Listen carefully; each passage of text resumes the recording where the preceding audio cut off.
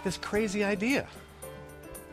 Why not go out and meet some of the world's most successful and accomplished people? Maybe they could teach me something about how to hang on to success, find a success that had greater meaning, that would be enduring year after year. And I created a program at Charles Schwab called the Charles Schwab CEO Series. It was an interview program with chief executives, and I talked to entrepreneurs and billionaires and captains of industry. And I learned so much from these people. But then I got some great advice. People said, don't stop there, Mark. You've been talking to a certain type of leader about success. Reach out with your heart. Reach out and meet a greater number of people from all walks of life. So I started talking to community leaders and Nobel laureates and Academy Award winners and the presidents of countries. And I added that all into this kind of big, hairy, audacious goal that I had created.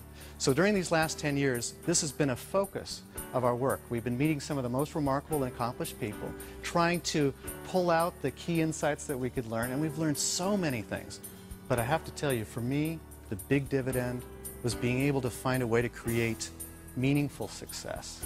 Success that really matters, success that delivers year after year. How can you create success that's built to last, that lasts year in and year out? So imagine with me for a moment that you had the opportunity to go out and meet hundreds of the world's most successful teams and their leaders, okay?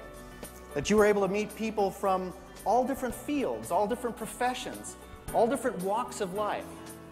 And you had an opportunity to have a one-on-one power lunch with them and ask them to feed you their deepest secrets about why it mattered to work for long-term success.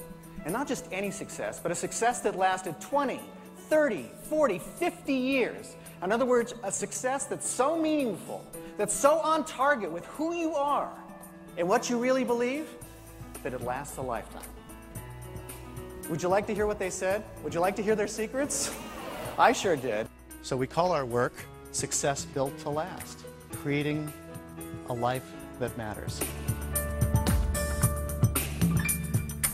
A lot of organizations have a hard time innovating. It's often the mistakes that end up being the source of innovation, right? Because in the process of learning how to solve that customer's problem and reaching out across the organization to do that, sometimes you come up with a better solution.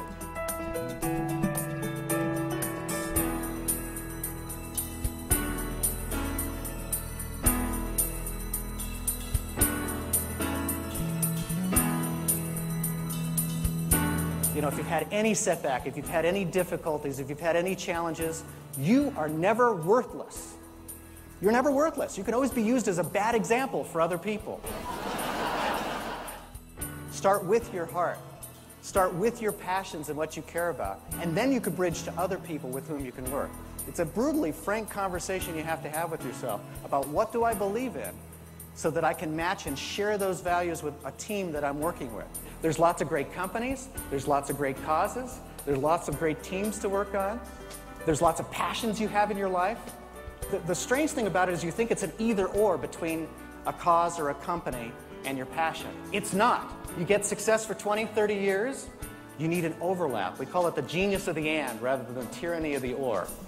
It's a both and. I am a client, and as a client you might notice something about me, which is, gosh, I really appreciate it when you get that done.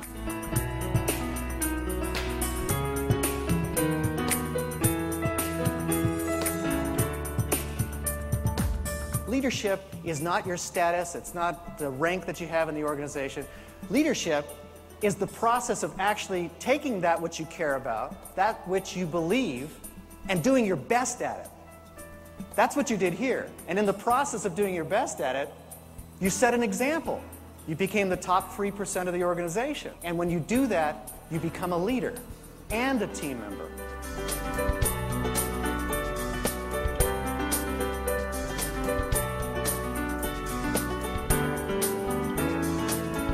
Today we have the double pleasure of not only welcoming Glenn, but two very prominent and important authors here to celebrate one of the most important titles I have seen in a long time, which is Success Built to Last.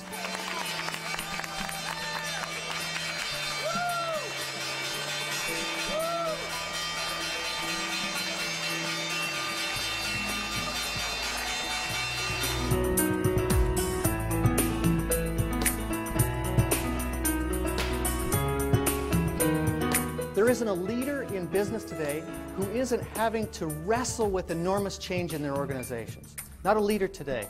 Even Warren Buffett, the world's second richest man, can be a pretty serious guy, the greatest living investor, an amazing individual, and not surprisingly, a lot of people come to him for career advice, right?